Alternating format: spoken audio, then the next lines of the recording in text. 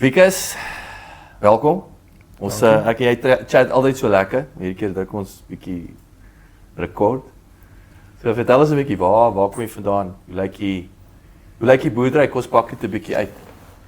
Ek bly in Bloemfontein. Ek is bestuurder van Alta Genetics in Suid-Afrika.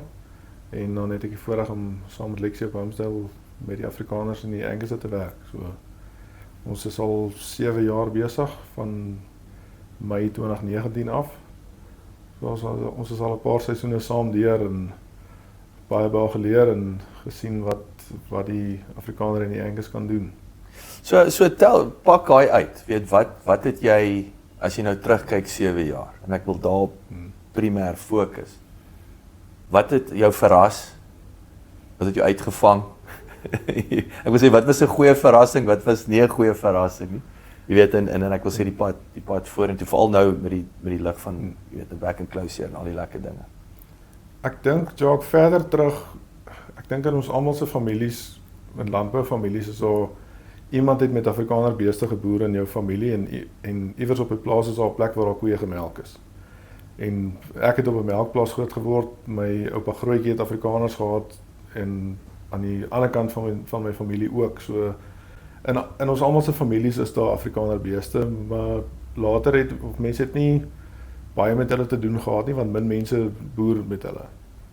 So die lekker ding vir my is om met hulle te kon werk en te sien dat dit eintlik nog beter is as mens lank terug het ek Prof Bonsma se boek gelees en gesien hoekom hy die Afrikaner gebruik het om die Bonsmara te teel. En dan werk jy met hulle en dan sien jy hoe al hierdie goeters, hulle is so gehard, hulle velle is dik. Die Bonsmara ouens, daar's Afrikaner DNA nie. Ek hoop hulle gaan nou weet. Hulle roem op gehardheid en aanpasbaarheid en die Bonsmara dit by die Afrikaner gekry. Hy het dit nie by die Hereford en die Korthoring gekry nie. Hy het ander goeie eienskappe daar gekry, maar dit was die basis en die basis van die Afrigus van die Bovelder is ook daar uit ontwikkel, die Afrisim, die Huguenot. Die Afrikaner beeste het Suid-Afrika gehelp bou deur ons mense hier te kry, maar toe hy die mense hier gekry het, het hy die beestebedryf gehelp bou. Dit is ongelooflike agtergrond, geskiedenis. Ja, en aan die Angus kant, ek is nog altyd lief vir 'n Angus. Ek is eintlik lief vir alle beeste. As jy my vra, ek enige beesteras, ek sal vir enigiets stop en kyk. Ja. Ek is lief vir enige beesteras, maar daai twee het by my 'n baie sagte plek. Nie net beeste kan nie net vir jou mooi wees nie, hy moet ook kan werk en vir jou winsgewend wees, maar ek dink die lekker deel is ek het nog nooit met die kruising gewerk nie. En as jy sien hoe die goeie goeders van die twee rasse bymekaar kom in 'n boerkoei wat regtig maklik is om te bestuur en maklik is om mee winsgewend te boer. Ek dink die koei laat jou toe om dit te doen. Hoekom is dit ek wil sê soek ouens baie boere net daai one-stop shop wil ek sê. Ons praat nou byvoorbeeld met 'n Bonsmara. Jy weet wat jy het. Dit is die grootste bees ras. Kom ons doen dit versus kruissteeling, twee verskillende rasse.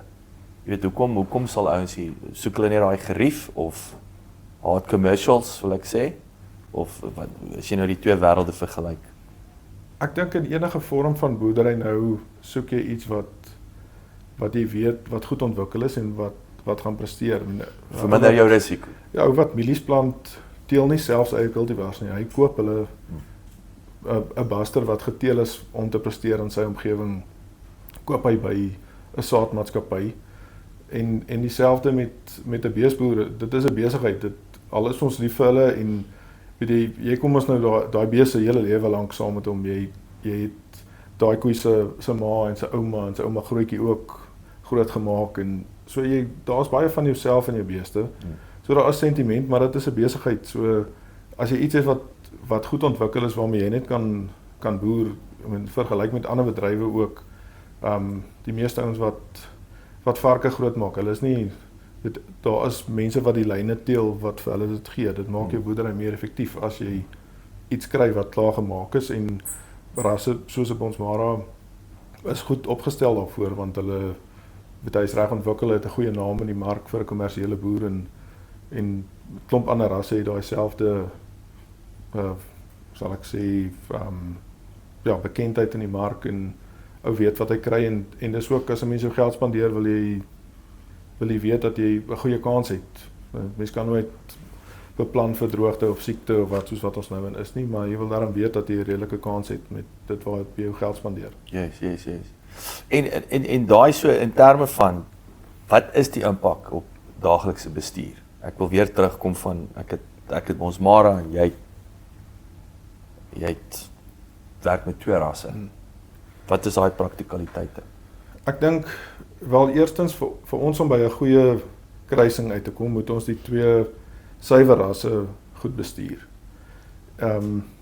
Ons moet ons Angusse so goed deel as wat ons kan en ons Afrikaners en om hulle kan suksesvol te kan bymekaar sit. Ons vat nie 'n Afrikaner uitskot koei en teel met haar 'n Afrikas kruis nie. Daai koei, die heel swakste koei gaan na 'n terminale bil toe. Want ons moet met al boer of die ou wat by ons 'n vers koop moet 'n vers koop waarmee hy kan boer. So daar's verskillende groepe koeie binne in die kudde wat dit meer ingewikkeld maak, want daar's 'n groep Angusse wat jy met top Angus bulle probeer verbeter in die rigting wat die Angus ras wil gaan en dan dieselfde met die Afrikaner en dan moet jy 'n goeie vroulike Afrikaner diere kry om die Angus by te sit. En dan daai kruisings het ons dan weer die terminale bulle, Charolais en 'n swart Angus wat dan daarop gaan. Want op daai koei gaan dit oor hoeveel ons wil soveel as moontlik wins uit daai maak. En om die derde ras by te sit, of dit nou Charolais of swart Angus is, dis ekstra basterkrag. Want die swart genepool is ver genoeg verwyder van die rooi genepool in terme van die Angus. En dan kry ons die meeste uit daai kalf uit en die eienskappe wat laag oor erflik is, soos moedereienskappe byvoorbeeld. Met die kruising, jy kry nie dadelik 'n groot voordeel in terme van die karkas byvoorbeeld nie. Maar moedereienskappe, melkproduksie, die koei se aanpasbaarheid, daai voordeel kry jy dadelik in daai kruisdier. Omdat jy die 2 rasse, dis wat die basterkrag vir jou bring. So dan het jy dadelik 'n koei wat meer gehard is, wat meer produksie in het. Sy het regtig die beste van al 2. In ons geval, as jy praat van dag tot dag bestuur, wat makliker maak is die Angus kalf op die Afrikaner het nie horings nie. So daar is nie 'n groot dag wat ons met horings brand. Die meeste van ons kalvers loop net deur. Die Charolais het horings en daai moet ons brand, maar die grootste deel van ons kalvers, ons het nie daai dag van ekstra arbeid, van stres op die kalvers. Niks van daai is deel van wat ons dag tot dag doen nie. Dis net baie makliker om elke dag jou werk gedoen te kry. Wat is daar premie op die einde van die dag? Nou wil ek terugkom na die rande en sente. Wat is daai, want ek speel nou duiwels advokaat, so jy werk 'n bietjie harder. As jy met 2 rasse versus 1. Wat is daai natuurlik kom terug na Lexie se punt toe, passie. Jy moet geniet. So obviously ons gaan nie daai ignoreer nie, dit speel 'n rol. Maar as ons nou net rand en sent praat, hierdie ekstra moeite. Ek dink dit is redelik maklik om as jy grond en koeie het, kan jy speenkalvers en uitskot koeie verkoop. En jy kan 'n bil koop en daarby sit en dit is die minste wat jy kan doen. As jy die ekstra moeite wil doen soos wat ons doen, dan is daar geleentheid vir jou om waarde toe te voeg. In terme van jou Angusse, daar's 'n mark vir Angus bulle in die kommersiële mark en in die stoetmark. Daar's 'n mark vir kommersiële vroulike diere waar jy nou 'n verse net verkoop het as 'n speenkalf. Kan jy nou hulle groot maak en dan iemand anders aanbied om mee te gaan boer. Dieselfde met die Afrikaner, dieselfde beginsel is daar. So ons voeg waarde toe deur die suiwerkuddes te verbeter.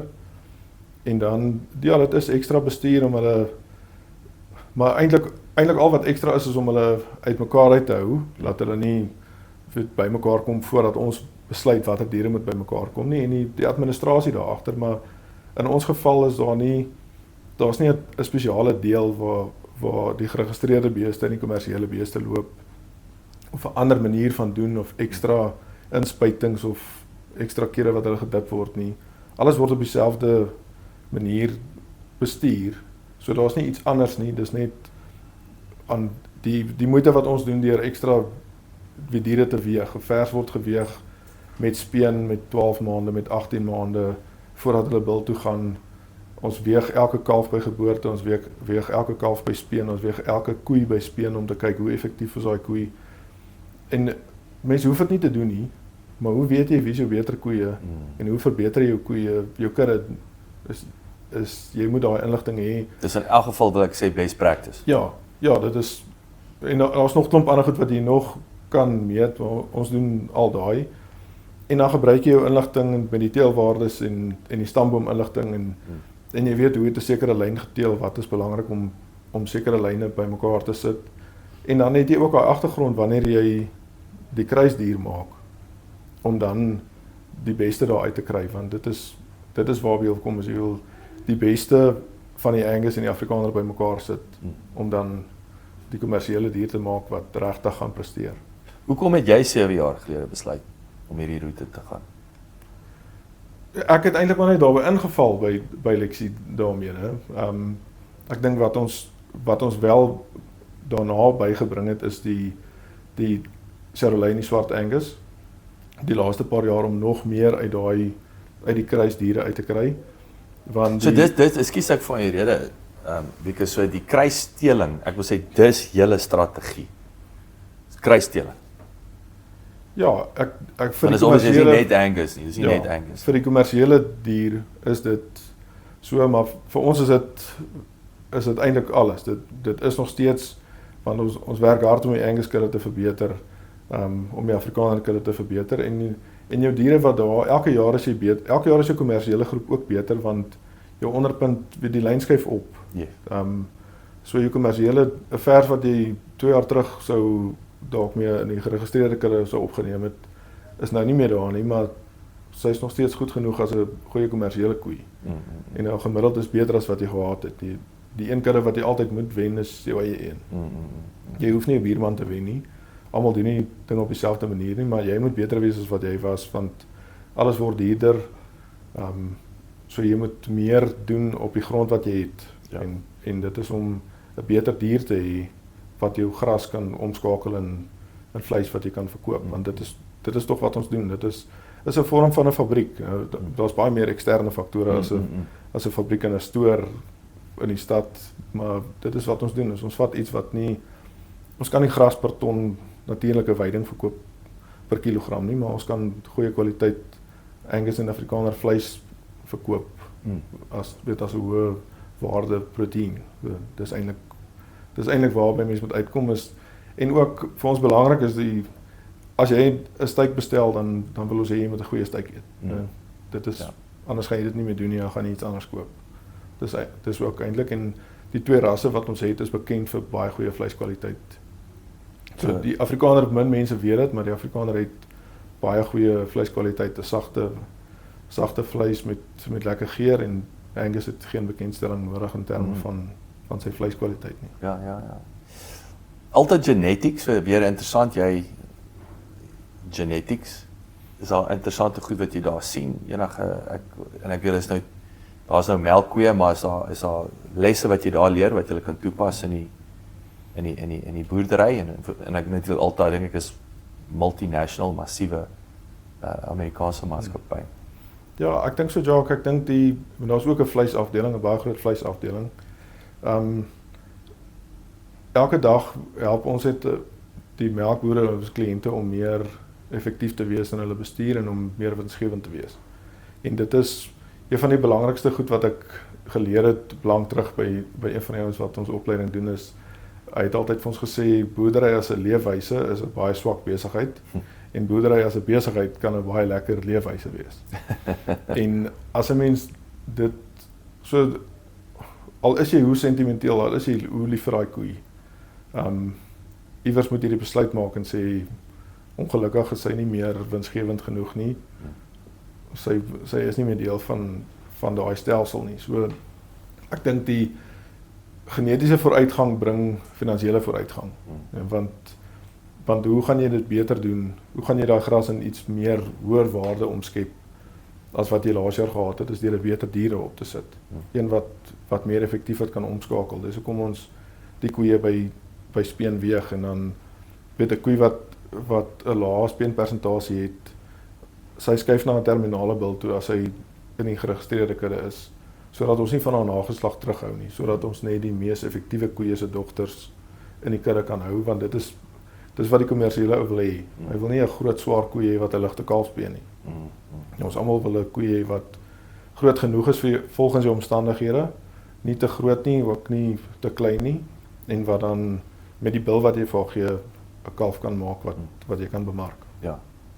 So wat sê ek wil terugkom na tips en triks toe. Ek wil jy het nou al klaar hierso 'n paar belangrike goed gesê. Jy weet, ek sê wat is 'n paar goed wat om te doen en nie te doen as jy nou weer eens kyk die afgelope 7 jaar. Ek dink 'n mens jy moet inligting hê. Enige vorm van boerdery is maar gedryf deur die inligting wat jy het wat vir jou die besluit te maak. En van daai inligting is iets wat jy nie kan, dit is nie in 'n boek nie. Jy moet dit leer oor soos die bestuur van die weiding. Daar is boeke daaroor, maar daar's nie 'n boek oor jou plaas nie.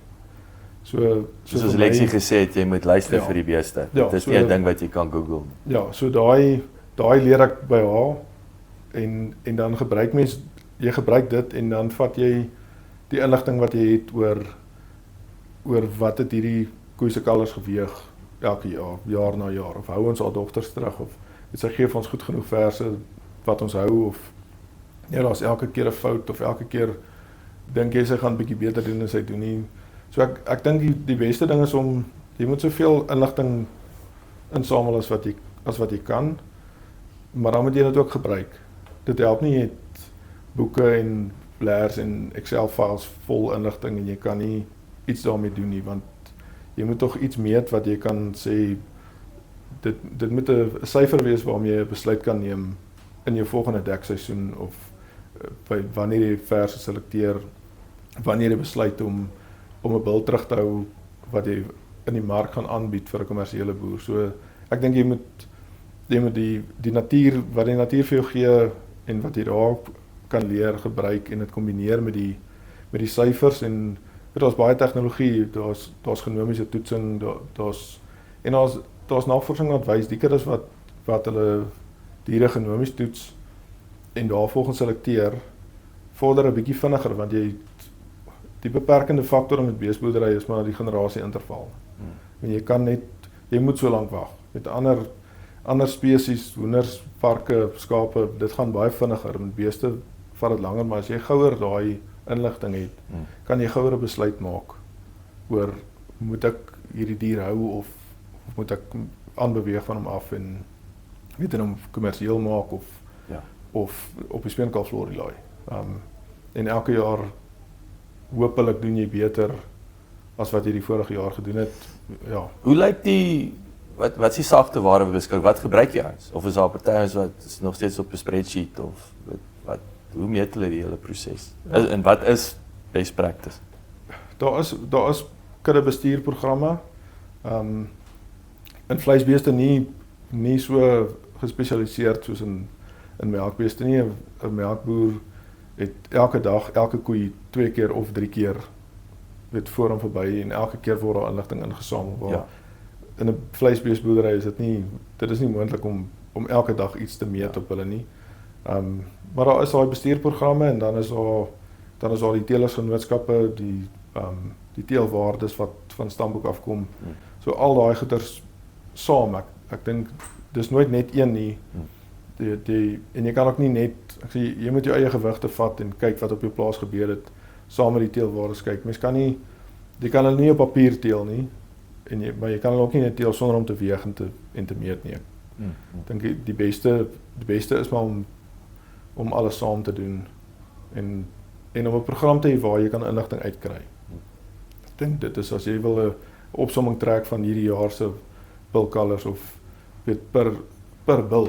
Ek hou daarvan om te kyk na hoe het hulle gedoen per bil, wat was die verskil in speengewigte en ook later dan hoe het 'n bil se dogters gedoen om te kyk hoe lyk hoe draai melk oor na sy dogters toe. Ja. Dan daar is duidelike verskille. Jy kan sien hierdie bil se dogters se kalvers is swaarder, hulle lyk beter en dis omdat hulle beter eiers het en meer melk het. Ja. Wat so ek wil terugkom na rand en sent toe. Jy weet so in terme van het jy kan jy bedrag deel? Jy weet wat jy uitgesny het daai karkas uit in terme van 'n voerkraal. Hoe lyk die voerkraal se terugvoer? Die voerkraal wat ons probeer doen is om vir hulle 'n goeie aanbieding te maak. En ek dink jy daar's verby van Daag op met jou trok. Ja, sommer net stuur en maar net wat jy het. En dit in elke seisoen het jy maar 'n kalf wat seer gekry het of wat en ons hou hom terug. Ons bied hom nie daaraan nie. Ons wil graag vir hulle 'n goeie produk aanbied. So die meeste van ons, die grootste deel is Angus kalvers. En dan daarna Afrikaner Angus kruise en dan hierdie jaar het ons eerste groep by wat 'n Chevrolet kruis uit 'n Afrikaner Angus koe is en 'n swart Angus kruis is wat daar uit is. Nou die Angus ons het weer daar is die geleentheid om 'n premie te kry daarvoor. So daar is voerkrale wat vir Angus beef 'n premie aanbied. So ons probeer altyd eers dit reg kry met daai groep kalvers. En dan die ander wat net 'n kruiskalf is, wat is jou kompetisie daar in die mark is? Hy moet gesond wees en hy moet lyk of hy kan groeipotensiaal hê. Die aankoper, as die kraal nie tevrede is nie, dan stuur hulle dit vir hom terug. So ons probeer 'n goeie aanbod maak wat ons dis maar elke jaar jou koeie verbeter sodat jy 'n beter produk kan lewer en met verlede jaar se aankopers het ons met 'n nuwe voerkraal begin besigheid doen. Almal kan nie altyd vir die prys gee. Ons moet maar elke jaar 'n verskillende prys, maar ons probeer ook 'n goeie verhouding met hulle almal opbou en 1 jaar kan 'n ou nie heeltemal by die prys kom nie, maar hy sê oor die volgende jaar ek stel nog steeds belang want ek het al by jou gekoop en ek was baie tevrede. So ek dink jou aanbod is belangrik.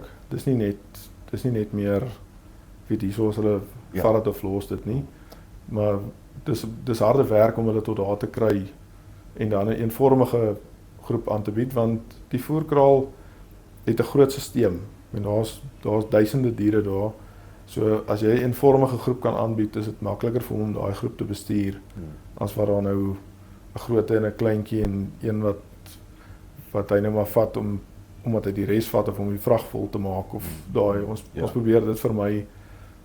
Ek dink elke plaas het maar daai en ons verkoop hulle maar later maar daai aanbod wat daarmee kom, dis jou advertensie. Verlede jaar was ons gelukkig om van 'n voerkraal 'n oproep te kry toe die kalvers daar aankom. En sê tot op hede vir daai seisoen was dit een van die mooiste groepe wat hulle gekry het. So okay. Dan voel 'n mens goed en dis harde werk en dan is die werk om dit weer te doen. Jy kan nie daar stop nie. But the proof is in the pudding en jy het daai oproep gekry. Ja, daarvoor is 'n mens dankbaar en dan is jy ook gemotiveer om nog beter te doen. Is daar in terme van kollegas, weet wie doen dit nog wat julle doen? Ek dink daar's 'n groot klomp teelers wat die laaste tyd daai geleentheid raak sien. Ouens kruis met Afrikaners met Sussex, hulle kruis met ook Rooi Angus, Simmentaler. Dis die ander stoetteelers of geregistreerde ouens wat ook nou daai geleentheid raak sien. En veral in die dele waar dit meer suurveld is, doen daai Afrikaner kruisdier beter as baie suiwer rasse daar. So ek dink meer mense sien daai geleentheid en ons kan vir 'n ou wys want ons het hulle op die grond. Ons gaan hulle oor 2 maande van ons hulle bemark. Ons het die Afrikaner Angus kruiskoei met die Chevrolet kalf of die swart kalf of die Rooi Angus kalf en daai ek kan vir jou wys wat ons op die grond het. Dis nie net 'n idee van dit word al meer as 30 jaar op Homesdale gedoen. Ja. En dit sal nie vir 30 jaar hou as dit nie werk nie.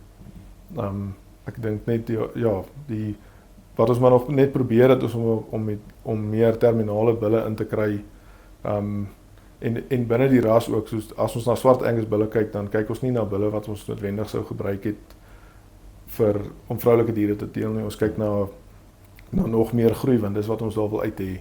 Ons weet nog steeds die kalf gaan maklik uitkom en hy gaan die horings hê nie, maar 'n mens kan mos met genetika so spesifiek wees. Jy jy kan kry wat jy wil hê, veral in die Angus ras wat 'n baie groot genepool het, kan jy regtig die bil kry wat jy nodig het. En dis maar hoe enige ou dit doen, of jy soeibone plant of mielies of sonneblomme, jy kry daai genetika wat jy nodig het om vir jou die resultaat te gee, en dis hoe ons dit doen. Jy het vandag op Back and Closeer, jy het ook 'n paar uitdagings onlangs gehad, né? Wat hoe sien jy die dinge, wat gaan aan? Hoe voel jy? Ek dink ja, ons is maar almal is bekommerd.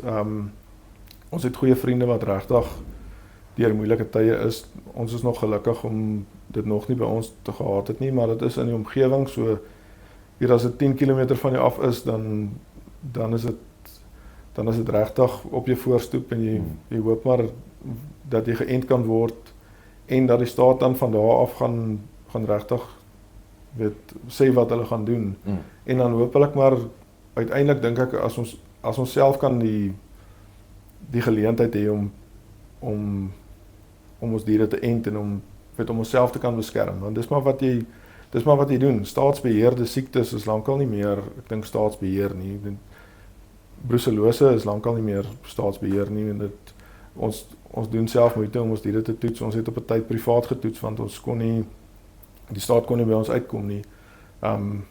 Nou, wanneer mense doen dit om jouself skoon te hou, en om vir jou koper, om hom ook te beskerm, want jy wil nie daai siekte vir hom in sy kudde hê nie. En dieselfde met Back and Closeer is as 'n mens die geleentheid het om jou eie koeie te beskerm, dit is tog jou bate. Dis hoekom ons hulle aanhou verbeter. Dis nie net iets wat ons omdraai nie. Ons hou nie net met random koeie terug elke jaar nie. Ons weet wat ons wil hê, in watter rigting ons wil gaan, en wie is die verse wat in daai prentjie inpas. En as ons na veiling toe gaan, kyk ons weet watter soort bil het ons nodig om ons kudde na die volgende vlak toe te vat. So daarmee saam, as 'n mens jou eie kudde kan beskerm, dan dink ek dit sal regtig goed wees. Dit is nou maar, toe ek klein was, my pa het nog knopvelsiekte, dier een keer in sy lewe geënt, en dan is dit verby, en toe vroeg middel 90's het dit verander, en ons leef al 30 jaar daarmee, wat ons elke jaar moet ent, so dit lyk maar na iets waarmee ons gaan moet saamleef. Ek dink mens moet verantwoordelik wees, en met jouself en jou bure probeer beskerm, en as ons eie diere kan beskerm, dink ek gaan dit maar die beste wees. Dis soos daai ding wat hulle sê, charity starts at home, so in hierdie geval is jou dieregesondheid begin by die huis, nee, begin op die plaas, nie worry oor jou buurman nie, dit is hoe jy hom bedien. Ja, 'n gesonde dier presteer beter. Ja. Wikus, dankie vir jou tyd, dankie dat jy 'n bietjie vir ons in kon kleer, dit is baie interessant. Ek dink ons wil hierdie aan die groot klok hang, man. Jy weet, dit voel vir my dis so 'n bietjie amper geheime inligting. Ja, dankie Jacques, ons wil dit nie 'n geheim, dit moet nie 'n geheim wees nie, want daar's voordeel in. Dis lekker om jou medeboer te sien goed doen, en dis hoekom ons werk aan groei in die kudde, maar ons gaan een van die dae hierdie vroulike diere aan ander ons beskikbaar maak, en dit sal lekker wees om te sien dat 'n buurman of 'n ander boer met daai genetika goed doen en winsgewend boer. Dus jy sê oor 2 maande, so wanneer is jy datum en plek? Wat julle Nee, ek dink ons sal seker teen die einde van volgende jaar by ons getal wees waar ons kan dan 'n groep van daai vroulike diere aanbied, en Okay, so dis om die draai. Ja, ons werk hard daaraan, want dit is ook ekstra waarde vir die boerdery, om vir iemand 'n boerkoei aan te bied teenoor net 'n speenkalf, en daar's meer waarde in, en as hy ou daai waarde sien van daai koei wat gehard is, wat 'n goeie moeder is, en jy kan enigiets daar opsit, want daar's kalwingsgemak is dit gaan nie net oor die bil wat 'n klein kalf gee, of nie grove bene het nie.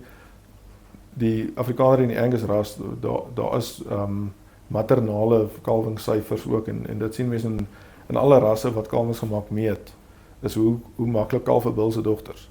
En ons weet dat 'n Afrikaner koei en 'n Angus koei kan kalf, al wanneer ons moet help is wanneer daar iets abnormaal is, 'n kop wat gedraai is, of die kalf wat nie reg presenteer met kalwing nie, maar anders het ons nie kalfprobleme nie, so jy wil daai voordeel gee vir die ander boer wat wat weet hy het 'n trop koeie wat maklik gaan kalf en wat die kalf van groot maak en vir hom wins maak.